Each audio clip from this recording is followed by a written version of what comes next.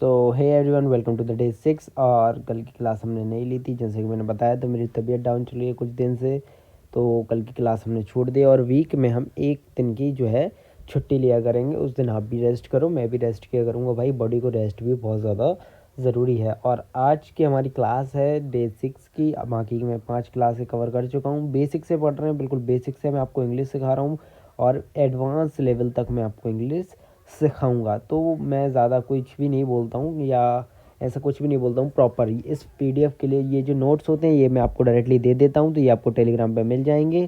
और अगर आप अच्छे से इंग्लिश सीखना चाहते हो तो हमारे इस रेगुलर सीरीज़ को फॉलो ज़रूर करें। ये एक सीरीज़ है, फ्लुएंट इंग्लिश कोर्स कह सकते हो आप इसे, जो कि फ्री में अवेलेबल है। बिल्कुल फ्री में ये सीरीज़ चलेगी और फ्री में बिल्कुल बेसिक से। अगर आप 5 से 10 साल के बच्चे हो ना, तो भी एडवांस इंग्लिश सीख जाओगे बिल्कुल ज़ीरो से। ठीक है, तो आज हम पढ़ने वाले हैं क्रिया। तो सबसे पहले हमें हमारे चैनल को सब्सक्राइब कर लेना, और हमारे सारे सोशल मीडिया प्लेटफॉर्म्स का लिंक डिस्क्रिप्शन में है, तो भाई हमें वहाँ पे फॉलो करना मत भूलना। ठीक है, तो अभी क्या करते हैं हम, अभी यहाँ से हम देख लेते हैं। एक सेकेंड रुकना।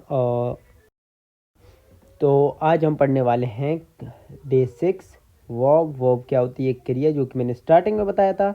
आज हम वर्ब को थोड़े डिटेल से पढ़ेंगे और फुल डिटेल्स में भी पढ़ेंगे वैसे तो, लेकिन वीडियो ज़्यादा लंबी ना हो इसलिए मैं शॉर्ट में एक्सप्लेन करूँगा। ठीक है, और ये सबसे इम्पोर्टेंट पार्ट है, ये सबसे ज़्यादा जो कि काम आता है इंग्लिश में। ठीक है, तो सबसे पहले हम देख लेते हैं वर्ब होता क्या है। ठीक है, वर्ब वो वर्ड है जो कम एक्शन, ठीक है, स्थिति, स्टेट या मालिकाना हक, जो पोजीशंस होते हैं ना, पोजीशन वो दिखाता है। ठीक है, एग्जांपल के तौर पे हम देखें कि एक्शन एक्शन दिखाता है। एक्शन कैसे? एक्शन कितने प्रकार के होते हैं? एक रन, ईट, प्ले, राइट, इस तरीके के एक्शन। स्टेट कैसे होते हैं? ठीक है, स्टेज होते हैं ना, अलग अलग स्टेज होते हैं, जैसे be, I am here, I am, is, are.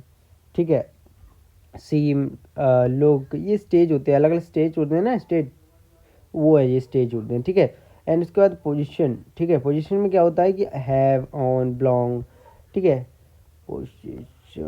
And again हम देख लेते हैं वर्ब के टाइप कितने होते हैं, वर्ब के टाइप्स कितने होते हैं। ठीक है, वर्ब्स तो हमने देख लिया कि कैसे वर्ब्स होते हैं, कितने टाइप के होते हैं। वर्ब सबसे पहली होती है ए, मेन वर्ब, यानी मुख्य क्रिया। ठीक है, मुख्य क्रिया जो सीधे एक्शन या स्टेट दिखाते हैं, जैसे कि राम रन फास्ट, यानी राम तेज भागता है। ठीक है, and she has a book, यानी कि उसके पास किताब है या जो भी है। ठीक है, ठीक है, तो ऐसे इस तरीके से ये दिखाते हैं। ठीक है, यहाँ पे ऑक्सिलरी वर्ब्स होती हैं और हेल्पिंग वर्ब होती है। तो हम इन्हें दो तरीके से बोल सकते हैं, चाहो तो हम ऑक्सिलरी वर्ब बोल दो या हेल्पिंग वर्ब बोल दो, बात एक ही है, ये एक सहायक क्रिया है। और इसके साथ हम देख लेते हैं कि ये क्या है, कि ये देख सेकेंड, ये अकेले मीनिंग नहीं देते हैं, मेन वर्ब की हेल्प करते हैं। ठीक है, ये क्या करते हैं, अकेले अगर ऑक्सिलरी वर्ब अगर अकेले हैं तो इनका कोई मीनिंग नहीं होगा, लेकिन अगर ये मेन वर्ब को अगर ये हेल्प कर दे तो एक अच्छा अर्थ निकल जाता है, मीनिंग निकल जाती है। जैसे आप पहले देख लेते हैं कि प्राइमरी ऑक्सिलरियस। ठीक है, ये प्राइमरी ऑक्सिलरियस होते हैं, जैसे कि ये कुछ वर्ड्स हैं, जैसे be, I am, is, are, was, were, वो वर बोलते हैं इसको। ठीक है, इसको बोलते हैं वो। ठीक है, इसको वो बोलते हैं, कैसा वाला वो, ये वाला वो। ठीक है, क्योंकि बहुत से लोग इसको वर पढ़ते होंगे, वेयर पढ़ते होंगे। ठीक है, क्योंकि भाई उनके माइंड में ना वो वाला वेयर सेट होता है पहले से ही, WH वाला। ठीक है, ये वाला वेयर सेट होता है ना, तो वो लोग इसको वेयर पढ़ते हैं, पर ये वेयर नहीं है, ये है वर। वर, ये वर है। ठीक है भाई, तो इसको हमेशा वर्ड पढ़ना, वर्ड का प्रोनाउंसिएशन बहुत ज़्यादा ज़रूरी है। कभी कभी क्या है, मैं भी कुछ वर्ड्स नहीं बोल पाता हूँ, है ना, क्योंकि भाई मेरे लिए ये सब नया है और मैं अभी शुरुआत ही कर रहा हूँ आप लोगों को पढ़ाने, क्योंकि मेरा कोई पास्ट एक्सपीरियंस नहीं है। ठीक है, लेकिन मैं फिर भी कोशिश कर रहा हूँ आपको अच्छे से सिखा पाऊँ, अपनी स्किल को मजबूत करूँ और आपको भी अच्छे से सिखा पाऊँ। ठीक है, so be, I am, is, are, ये इस तरीके से। एंड हैव के साथ हम देख लेते हैं, ठीक है, किस तरीके की ऑक्सिलरी वर्ब्स होती हैं। ठीक है, तो हैज़ के साथ हैव, हैज़, हैड। ठीक है, हैव के साथ। ठीक है, उसके बाद हम देख लेते हैं डू, डज, डिड। ठीक है, इस तरीके से अब आगे चलते हैं हम डायरेक्ट। ठीक है, सो अब मॉडल्स, मॉडल्स में इन वर्ब्स का बहुत ज़्यादा यूज़ किया जाता है। तो इन ये मॉडल है, ठीक है, मॉडल मत पढ़ना, ये मॉडल्स है, ठीक है। Model auxiliaries possibility and permission necessary दिखाने के लिए होते हैं, ठीक है। कैसी पॉसिबिलिटी, किसी चीज़ की होने की संभावना है जो भी है, ठीक है। परमिशन यानी आज्ञा या रिक्वेस्ट, ठीक है, जो भी है। अलाउ मी एक तरीके से ऐसा हो सकता है। नेसेसरी यानी ज़रूरी, ठीक है, इस तरीके से, ठीक है। तो यहाँ पे हम इन वर्ड्स का यूज़ करना देखते हैं, जैसे can, code, may, might, must, साल। साल का उपयोग हम स्पोकन इंग्लिश में बहुत कम करते हैं, ठीक है, लेकिन हमारे टीचर्स ने हमें पहले तो पढ़ाया हुआ है कि सॉल का उपयोग हम करते हैं, ठीक है, फ्यूचर में कर लेते हैं विल बी के साथ, ये जो भी है, ठीक है। पर अभी हम स्पोकन इंग्लिश में साल का जो है उपयोग बहुत कम करते हैं। साल कहाँ यूज़ होता है, जहाँ कुछ भी कंफर्म ना हो। यानी अगर आप बोल रहे हो ना shall I shall will be there, यानी जो भी है, ठीक है। अगर आपने कहीं पे सॉल यूज़ कर लिया ना, तो इसका मतलब हो गया कि आप शायद बोल रहे हो, ठीक है। यानी वहाँ जो भी आप बोल रहे हो वो कंफर्म नहीं है, शायद ऐसा हो सकता है। शुड मतलब चाहिए, विल एंड वुड, ये सब हम डिटेल में पढ़ेंगे, इनका एक एक यूज़ पढ़ेंगे, ठीक है। हम इन सारे वर्ड्स का हम एक एक यूज़ पढ़ने वाले हैं, सिर्फ यही नहीं, ठीक है, इस तरीके से, ठीक है। एंड ये क्या बोलते हैं, मॉडल्स ऑक्सिलरीज ये होते हैं, ठीक है, ये वर्ड्स होते हैं। अब भाई इनको भी हम डिटेल में एक्सप्लेन करेंगे, क्योंकि इनके बिना इंग्लिश बोलना पॉसिबल ही नहीं है। और हम सबसे मेन चीज़ ये देखेंगे, हम सबसे मेन चीज़ों पे फोकस करेंगे सबसे ज़्यादा। इंग्लिश में कोई ज़्यादा टॉपिक्स नहीं है, सिंपल है। बेसिक्स टॉपिक्स क्लियर कर लो, 20 से 25 टॉपिक्स हैं। वर्ब्स याद कर लो, डेली 15 से 20 वर्ब याद करो, महीने 2 महीने में आपको अच्छी खासी वर्ब हो जाएंगी। बस इतना काफ़ी है भाई इंग्लिश बोलने के लिए। और अगर आपको फ्लुएंट इंग्लिश करनी है तो कम से कम भाई आपको 4 महीने देने पड़ेंगे, अगर आपकी इंग्लिश अच्छी आपको इंग्लिश अच्छी करनी है तो, ठीक है। अब आगे देख लेते हैं। सेकंड इज एक सेकंड, हवा आने लगी है भाई, ठीक है। तो अब आगे देख लेते हैं कि, ठीक है, आगे क्या है ये तो ये है ट्रांसिटिव एंड इनट्रांसिटिव वर्ब्स। ये इस तरीके की वर्ब होती है, वैसे ये सब बहुत कम आते हैं, ठीक है, लेकिन हम फिर भी इनको एक बार देख लेंगे कि ट्रांसिटिव वर्ब क्या होते हैं, जिसके बाद ऑब्जेक्ट ज़रूरी है, ठीक है, जिसके बाद ऑब्जेक्ट ज़रूरी है, यानी कि ये ऐसी वर्ब जिनके बाद ऑब्जेक्ट आना ही चाहिए, वर्ब के बाद ऑब्जेक्ट, ठीक है। जैसे कि she write a letter, she writes a letter, यानी ऑब्जेक्ट क्या हुआ, लेटर हुआ, है ना। देन ये लिखा है इंट्रांसिटिव वर्ब। मैंने बोला ना मेरा प्रोनाउंसिएशन भी कुछ जगह क्लियर नहीं है, इसीलिए क्योंकि भाई मैं स्टार्टिंग में ही भाई अभी पढ़ा रहा हूँ, लेकिन आगे चल के मेरी भी स्किल कम अच्छी हो जाएगी और आपकी भी अच्छी हो जाएगी। ऑब्जेक्ट ज़रूरी नहीं है यहाँ पे। जैसे कि एक वर्ड देख देते हैं, ही रन फास्ट, कोई ऑब्जेक्ट नहीं, ठीक है, इसमें कोई ऑब्जेक्ट ही नहीं है भाई। ही रन फास्ट यानी ही रन्स फास्ट, ये वो तेज भागता है, लेकिन कौन भागता है भाई, किसी का कुछ पता ही नहीं है, ठीक है। एंड यहाँ देख लेते हैं regular versus irregular verb. Regular verbs किस तरीके की होती है और यह इर्रेगुलर वर्ब्स किस तरीके की होती है। तो रेगुलर वर्ब्स जो होती हैं वो होती हैं, देखो V2 बराबर V1 प्लस ED, यानी कि ये देख रहे हो ना, यानी V2 यानी वर्ब 2 एंड V3 बराबर क्या होता है, वर्ब फर्स्ट प्लस ED। ज़्यादातर ये होता है रेगुलर वर्ब में, यानी प्ले का थर्ड फॉर्म क्या हो गया, प्लेड हो गया। लेकिन ये देखो प्लेड एंड वॉक, यानी वॉक है यानी वॉक्ड हो गया, यानी ED लगाया, सिंपल। यहाँ पे ये बहुत सिंपल है, अगर थर्ड फॉर्म निकालना है तो ज़्यादातर में ED ही होता है, ठीक है, लेकिन कुछ चेंज होते हैं, लेकिन ये फिक्स नहीं होते, पता है। और यहाँ पे लिखा है इर्रेगुलर, यहाँ पे क्या लिखा है, इर्रेगुलर वर्ब कोई फिक्स रूल नहीं होता है। जैसे कि गो का वेंट हो गया, गॉन हो गया, ईट का एट हो गया एंड ईटन हो गया। ये इस तरीके की कुछ वर्ब्स जो हर फॉर्म के साथ चेंज हो जाती हैं वो इरेगुलर वर्ब्स होती हैं, और जो चेंज नहीं होती हैं इनमें सिंपल ED लग जाता है, ING लग जाता है, वो रेगुलर वर्ब्स होती हैं, ठीक है। अब आगे देख लेते हैं हम यहाँ पे स्टैटिक वर्सेस डायनामिक वर्ब। ये इतनी इंपॉर्टेंट नहीं है, लेकिन हम फिर भी इन सबको देखते चलेंगे, क्योंकि भाई अब हम पढ़ रहे हैं तो थोड़ा डिटेल में ही पढ़ लेंगे, ठीक है। तो अभी हम इस पर फोकस करेंगे, ठीक है, कि यहाँ पे देखो अब ये लिखा है स्टेटिव, यहाँ पे स्टेज, फीलिंग, ओपिनियन दिखाते हैं ये वर्ड्स, और कंटिन्यूस फॉर्म में कम यूज़ होते हैं भाई, ये कंटिन्यूस फॉर्म में बहुत कम यूज़ होते हैं, ठीक है। यानी ये नो एक ऐसा वर्ड है जिसका कोई भी ING फॉर्म नहीं होता है। जैसे आगे हम देखते हैं, एक सेकंड रुको, जैसे कि know, believe, like, love, own and belong, ठीक है। तो यहाँ पे देखो, यहाँ पे क्लियर लिखा है आई एम नोइंग दिस यानी मैं जान रहा हूँ, ठीक है, मैं जान रहा हूँ। तो नोइंग ये गलत है भाई, पता है क्यों?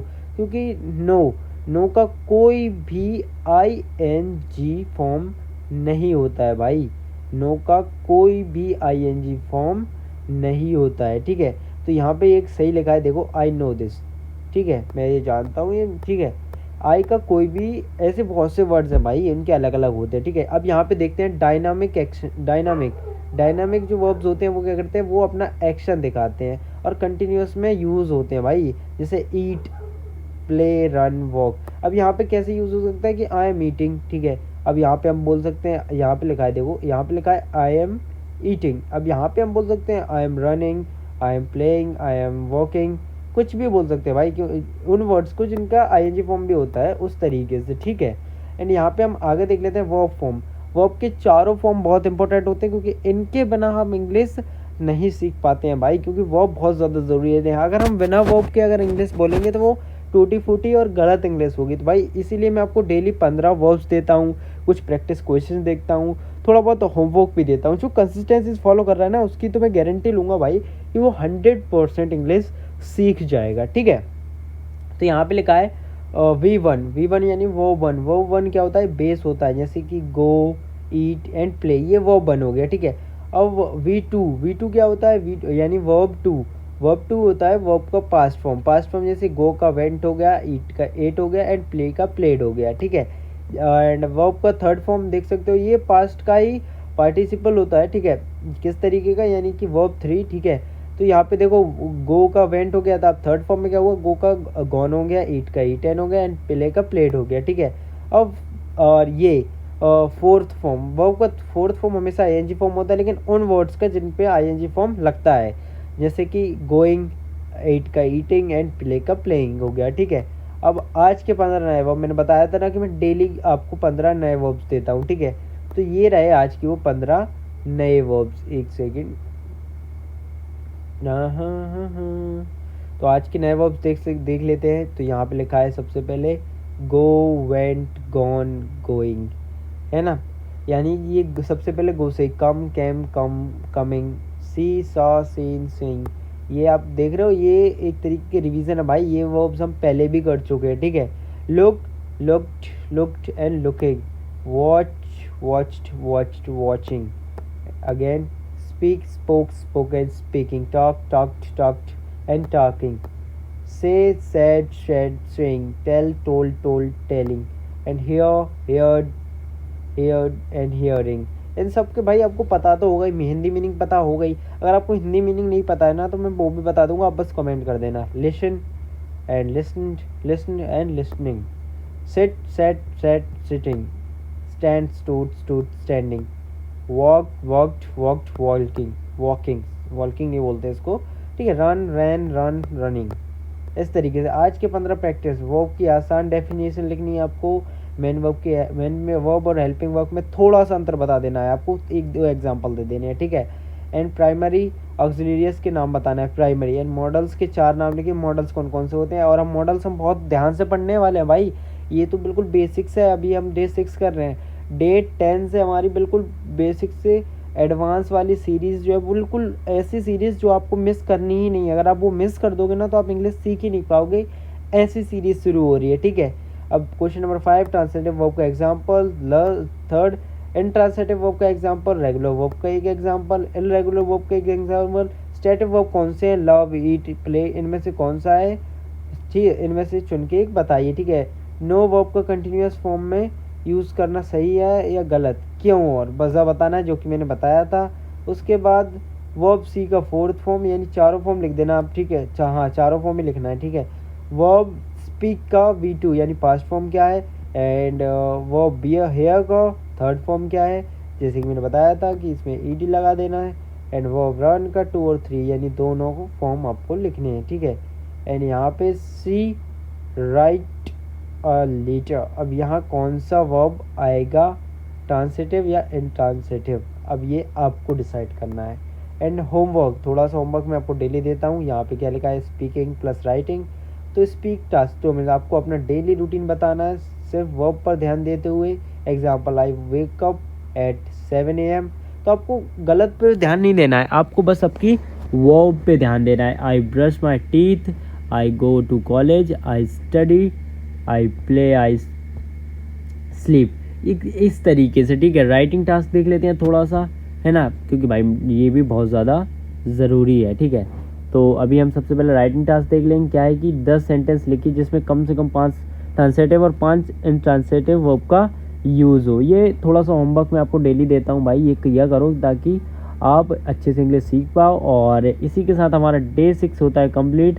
लेकिन अभी जाना नहीं है, अभी वीडियो को लाइक करना है। और हमारे सारे टोटल सोशल मीडिया प्लेटफॉर्म का लिंक जो है वो डिस्क्रिप्शन में मिल जाएगा, आप हमें वहाँ पे फॉलो करो। और इस PDF के लिए टेलीग्राम को ज्वाइन कर लो, लिंक इन डिस्क्रिप्शन, ठीक है। तो मिलते हैं डे 7 की क्लास में। और हाँ, डे 10 से आना मत भूलना।